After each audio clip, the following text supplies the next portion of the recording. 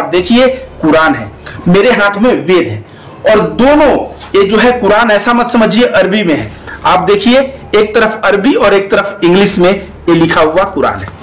इसी तरह मेरे पास वेद है, वेद में भी आप देखिए संस्कृत और हिंदी दोनों में लिखा हुआ ये वेद है। ये मैं हवा हवाई बात नहीं कर रहा हूं, इसको खोल के इसको पढ़ के ऑन कैमरा मैं आप लोगों को दिखाऊंगा। वेद के बारे में पुष्पेंद्र कुलश्रेष्ठ कभी नहीं कहेगा कि वेद से अथर्ववेद से इन 19 मंत्रों को हटा दो, क्योंकि ये 19 मंत्र हिंसा और आतंकवाद को बढ़ावा देने वाले मंत्र हैं। आप मुंह खोलोगे बोलेगे कुरान का आयत बदल दो। क्या कुरान हराम में पा गए हो क्या? ये कुरान को बहुत हल्के में ले लिए हो क्या? ये बताओ, आप कुरान का संदर्भ नहीं जानते हो और किस तरह से कह सकते हो? क्योंकि बीजेपी सरकार सत्ता में है और जो है आप अल्पसंख्यक मुसलमान कम संख्या में है, तो आप लोग हिंदू जो है ज्यादा संख्या में है। इसका मतलब ये नहीं कि मुंह खोल के बार बार बोला जाएगा कि कुरान की आयत बदल दो, कुरान की आयत बदल दो। शस्त्रुओं पर शस्त्र से आघात करें और हमारे लिए सैन्य दल एकत्रित करने वाले बैरियों को, दुष्ट शत्रुओं को एवं हमसे ईर्ष्या करने वाले को आप शस्त्र से आघात करके विनष्ट कर डालें। हेलो दोस्तों, नमस्ते। मेरा नाम रविकांत भारती है। आजकल बहुत सारे लोग कहते हैं कुरान की कुछ आयत को बदल दो और दुनिया को आतंकवाद से मुक्ति मिल जाएगी। जी हां, मैं बात कर रहा हूं पुष्पेंद्र कुलश्रेष्ठ का, यति नरसिंहानंद का, नीरज अत्री का। इन सब की तो बात छोड़िए, ये सब हमेशा नफरत फैलाने का कार्य करते हैं। जग्गी वासुदेव सदगुरु जैसे आध्यात्मिक गुरु भी एक बार अपने प्रवचन में कहा है कि कुरान से कुछ आयतों को हटा दो और दुनिया को आतंकवाद से मुक्ति मिल जाएगी। तो मैं इन सबसे पूछना चाहूंगा, मैं पुष्पेंद्र कुलश्रेष्ठ से पूछना चाहूंगा, क्या आपने कुरान का अध्ययन किया है? यह पुष्पेंद्र कुलश्रेष्ठ जब भी मुंह खोलता है तो कहता है बिस्मिल्लाहिर्रहमानिर्रहीम और उसके बाद अपना भाषण देता है। ऐसे दिखाता है जैसे इसको कुरान का प्रकांड पंडित हो, लेकिन इसको कुरान का कोई नॉलेज नहीं। कुरान की आयत का नॉलेज अगर है तो शब्द पकड़ा है, पीछे का संदर्भ नहीं बताएगा ये बंदा। आज मेरे हाथ में आप देखिए कुरान है, मेरे हाथ में वेद है, और दोनों ये जो है कुरान ऐसा मत समझिए अरबी में है। आप देखिए एक तरफ अरबी और एक तरफ इंग्लिश में ये लिखा हुआ कुरान है। इसी तरह मेरे पास वेद है, वेद में भी आप देखिए संस्कृत और हिंदी दोनों में लिखा हुआ ये वेद है। और इन दोनों का मैं कह रहा हूं जो बातें लिखी हुई हैं सभी धर्म में वो बातें सही लिखी रहती है, हमें संदर्भ को समझना चाहिए। ऐसा समझिए आपके बेटा को कोई मार्केट में पीट रहा है और आपका दोनों हाथ बांध दे, तो उस वक्त आप अपने पिटते हुए बेटे से क्या कहेंगे? या तो कहेंगे कि भाग, या तो कहेंगे कि उसके हाथ में भी है तो कुछ बोलेंगे उससे मार, बोलेंगे कि नहीं? यही मैं बता दूं कि सूरह तौबा कुरान जिसके बारे में लोग सबसे ज्यादा अफवाह फैलाते हैं, सूरह तौबा को समझने के पहले कंटेक्स्ट को समझना पड़ेगा।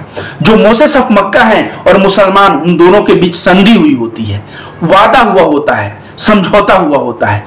उस वादा फरोशी करते हैं, समझौता को तोड़ देते हैं। जो मुसलमानों को धोखा देगा, उस वक्त अगर एक आयत नाजिल हुआ कि 4 महीने बीतने के बाद जहां भी इनको देखो इनका कत्ल करो, और अगले ही लिखा हुआ है आयत में कि अगर ये अमन चाहे, शांति चाहे तो इनको सुरक्षित स्थान तक छोड़ दो जहां ये महफूज रहे, सुरक्षित रहे। वही बात अथर्ववेद में भी लिखा हुआ है। जी हां, अथर्ववेद का 19 कांड 19 का 28 और 29 नंबर सुक्ता में लिखा हुआ है, हे दुश्मन विदारक सेनापति, आप हमारे दुश्मन को छेद डालिए। आप अगले मंत्र में हमारे दुश्मन को काट डालिए। अगले मंत्र में लिखा हुआ है आप हमारे दुश्मन को जला डालिए। उसके अगले मंत्र में लिखा हुआ हमारे दुश्मन को पीस डालिए। इस तरह की बातें, ये मैं हवा हवाई बात नहीं कर रहा हूं, इसको खोल के इसको पढ़ के ऑन कैमरा मैं आप लोगों को दिखाऊंगा। तो चूंकि वही मैं कहूं कि अब जो है वेद के बारे में पुष्पेंद्र कुलश्रेष्ठ कभी नहीं कहेगा कि वेद से अथर्ववेद से इन 19 मंत्रों को हटा दो, क्योंकि ये 19 मंत्र हिंसा और आतंकवाद को बढ़ावा देने वाले मंत्र हैं। ये बातें कभी नहीं कहेगा। जग्गी वासुदेव सदगुरु को भी मैं कहना चाहूंगा कि आपको वेद पढ़ना चाहिए और तब ऐसी बातें करनी चाहिए। ये नीरज अत्री को भी बोलूंगा कि ये लोग बिना वेद पढ़े, बिना कुरान पढ़े, एक कंटेक्स्ट संदर्भ जानते ही नहीं है। आप मुंह खोलोगे बोलेगे कुरान का आयत बदल दो। क्या कुरान हराम में पा गए हो क्या? ये कुरान को बहुत हल्के में ले लिए हो क्या? ये बताओ, आप कुरान का संदर्भ नहीं जानते हो और किस तरह से कह सकते हो? क्योंकि बीजेपी सरकार सत्ता में है और जो है आप अल्पसंख्यक मुसलमान कम संख्या में है, तो आप लोग हिंदू जो है ज्यादा संख्या में है, इसका मतलब ये नहीं कि मुंह खोल के बार बार बोला जाएगा कि कुरान की आयत बदल दो, कुरान की आयत बदल दो। दोस्तों मैं आप लोगों के बीच अभी जो है अथर्ववेद का वो जो 19 मंत्र कह रहा हूं, वो 19 मंत्र को पढ़ के दिखाऊंगा। और उसके बाद दोस्तों आप सभी देख सकते हैं यहां अथर्ववेद भाग 2 लिखा हुआ है। यहां पे देखिए क्या लिखा हुआ है, 19 कांडम मतलब 19 कांड है। यहां पे देखिए क्या लिखा हुआ है, 28 दर्भमणि सूक्त। अब इसमें पहला मंत्र आप पढ़िए, हे पुरुष आपकी लंबी आयु तथा तेजस्विता हेतु हम इस दर्भमणि को तुम्हारे शरीर के साथ बांधते हैं।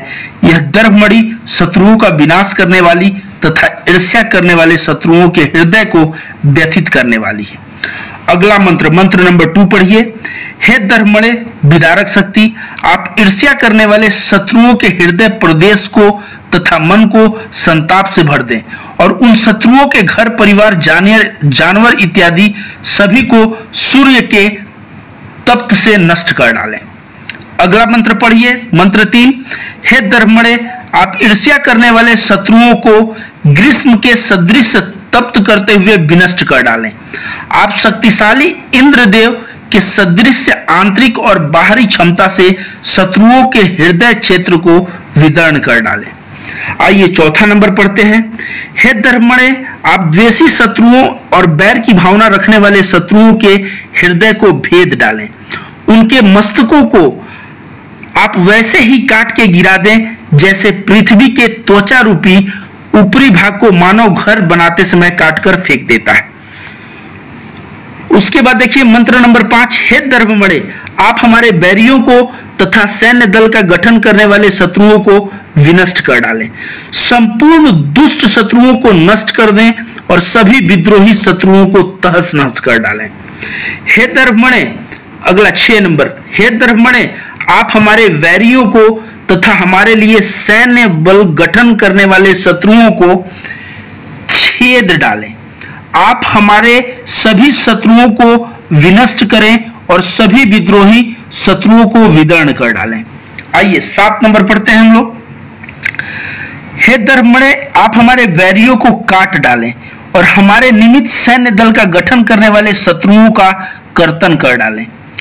आप हमारे सारे दुष्ट शत्रुओं को काट डालें और द्वेष भाव रखने वाले शत्रुओं का कर्तन कर डालें। 8 नंबर मंत्र देखिए दोस्तों, हे दर्भमणि आप हमारे वैरियों को हमारे निमित्त सैन्य बल गठन करने वाले शत्रुओं को तहस नहस कर डालें। आप हमारे सभी दुष्ट शत्रुओं को कर्तन कर और विद्वेषी शत्रुओं को तोड़ फोड़ डालें। 9 नंबर देखिए, हे दर्भमणि आप हमारे शत्रुओं को और हमारे निमित्त सैन्य बल एकत्रित करने वाले शत्रुओं को पीस डालें। हमारे सभी दुष्ट शत्रुओं को तथा द्वेष रखने वाले शत्रुओं को पीस डालें। और आखिरी मंत्र है, हे दर्भमणि आप हमारे वैरियों को वेदन कर डालें और हमारे लिए सैन्य बल संग्रहित करने वाले शत्रुओं को वेदन कर डालें। हमारे सभी दुष्ट और दुर्भाव रखने वाले शत्रुओं को एवं हमसे बैर रखने वाले शत्रुओं को आप व्यथित करें। तो दोस्तों ये 28 नंबर सूक्ता था। 29 नंबर सूक्ता भी थोड़ा देख लीजिए, हे दर्भमणि विदारक क्षमता आप हमारे शत्रुओं पर शस्त्र से आघात करें और हमारे लिए सैन्य दल एकत्रित करने वाले बैरियों को, दुष्ट शत्रुओं को एवं हमसे ईर्ष्या करने वाले को आप शस्त्र से आघात करके विनष्ट कर डालें। मंत्र 2 देखिए 29 सूक्ता का, हे दर्भमणि आप हमारे शत्रुओं को उच्छेदन कर डालें। हमारे लिए सैन्य दल को गठित करने वाले शत्रुओं को, दुष्ट शत्रुओं को और हमसे ईर्ष्या करने वाले शत्रुओं को उच्छेदन करके विनष्ट कर डालें। दोस्तों जाइए मत, अभी और कुछ श्लोका है देख लीजिए। हे दर्भमणि आप हमारे शत्रुओं एवं हमारे लिए सैन्य बल एकत्र करने वाले को रौद डालें। दुष्ट शत्रुओं तथा वैर भाव रखने वाले शत्रुओं को भी रौद डालें। उसके बाद देखिए 4 नंबर, हे दर्भमणि आप हमारे वैरियों तथा हमारे प्रति सैन्य बल का गठन करने वाले का संहार करें और दुष्ट तथा ईर्ष्या की भावना रखने वाले शत्रुओं का विनाश करें। आइए अगले में, हे दर्भमणि हमारे विरोधियों और सैन्य दल तैयार करने वाले बैरियों को मंथन कर डालें। आप दुष्ट हृदय वालों और हमसे द्वेष भाव रखने वाले शत्रुओं को भी मंथन कर डालें। अगला देखिए, हे धर्मणे, आप हमारे शत्रुओं के अभिमान को एवं हमारे प्रति सैन्य बल गठन करने वाले शत्रुओं को भी चूर्ण करें। आप दुष्ट प्रकृति वाले तथा द्वेष भाव रखने वाले हमारे शत्रुओं के अभिमान को भी पीस डालें। और दो मंत्र है दोस्तों, हे धर्मणे, सातवां में ये, हे धर्मणे, आप हमारे विरोधियों और सैन्य दल का गठन करने वाले और दुष्ट स्वभाव वाले तथा हमसे विद्वेष रखने वाले को भस्मीभूत कर दे। भस्मीभूत मतलब होता है जला के राख कर डालें। सोचिए, हे धर्मणे, आठवां मंत्र पढ़िए, हे धर्मणे, आप हमारे विद्रोहियों तथा सैन्य बल एकत्र करने वाले विद्रोहियों को दाह करें। दग्ध मतलब होता है दाह करें। और दुष्ट हृदय वालों और हमसे द्वेष रखने वाले शत्रुओं को दाह कर डालें। और ये अंतिम देखिए क्या लिख रहा है, हे धर्मणे, आप हमारे बैरियों तथा हमारे प्रति सैन्य बल इकट्ठा करने वाले शत्रुओं को मार गिराएं। संवेदना शून्य विरोधियों तथा द्वेष दुर्भाव रखने वाले शत्रुओं को आप मार गिराएं। आप लोगों ने मंत्रों को देखा, इसमें कैसे लिखा हुआ है, दुश्मन को छेद डालो, दुश्मन को पीस डालो, दुश्मन को काट डालो, दुश्मन को जला डालो, दुश्मन को जिस तरह पृथ्वी घर बनाते समय पृथ्वी को से छेड़छाड़ किया जाता है वैसे दुश्मन के साथ छेड़छाड़ कर दो। मतलब समझिए, इस तरह से वेदों में ज्ञान है कि इस तरह से दुश्मन को नाश किया जाए। अब क्या इसके लिए वेद को हिंसक मान लें, कुरान को हिंसक मान लें? मैं कह रहा हूं दोस्तों, प्रत्येक धर्म ग्रंथ अच्छा है, प्रत्येक धर्म ग्रंथ शांति सिखाता है, प्रत्यक्ष रहता है। अगर कोई आपको मारे, आपके सर पे कोई बंदूक रख के बंदूक चलाने वाला ही हो, उस वक्त अगर आपके पास कोई बंदूक हो आप चला दीजिए, यही आपका फर्ज है। और भारत का संविधान भी यही कहता है, सेल्फ डिफेंस का सबको राइट है। तो चूंकि आप लोग मुंह खोलेंगे और मुंह खोल के क्या कहेंगे, आप लोग मुंह खोल के बोलेंगे कुरान की आयत बदल दो, कुरान की आयत बदल दो। चूंकि बीजेपी सत्ता में है और मुसलमान संख्या में कम है, इसका मतलब यह नहीं कि आप इसका फायदा उठा के बार बार कुरान को बदलने की बात करेंगे। मैं आप पुष्पेंद्र कुलश्रेष्ठ, यति नरसिंहानंद, इन सारे जाहिलों से बोलूंगा कि एक बार स्टडी करो, आप अथर्ववेद एक बार स्टडी करो कुरान, और तुम लोगों की बुद्धि खुल जाएगी। ऐसे मुंह खोलो और मुंह खोल के बार बार एक कुरान की आयत बदलना, इस तरह की बातें करना बिल्कुल सही नहीं है। दोस्तों, मैं रविकांत भारती, मैं जिस तरह से हिंदू मुस्लिम भाईचारा एकता की बात करता हूं, पिछले 1000 वर्ष से हिंदू मुस्लिम प्रेम सद्भावना रहा है। बीजेपी पिछले 6 वर्षों में आया और देश में किस तरह से आप देखेंगे ईद में हिंदू और मुसलमान का इंटरेक्शन कम हो गया है। यहां तक कि पहले दुर्गा पूजा में कहते हैं ना, बहुत सारा मुस्लिम महिला नकाब पहन के दुर्गा पूजा के पंडालों में घूमती थी।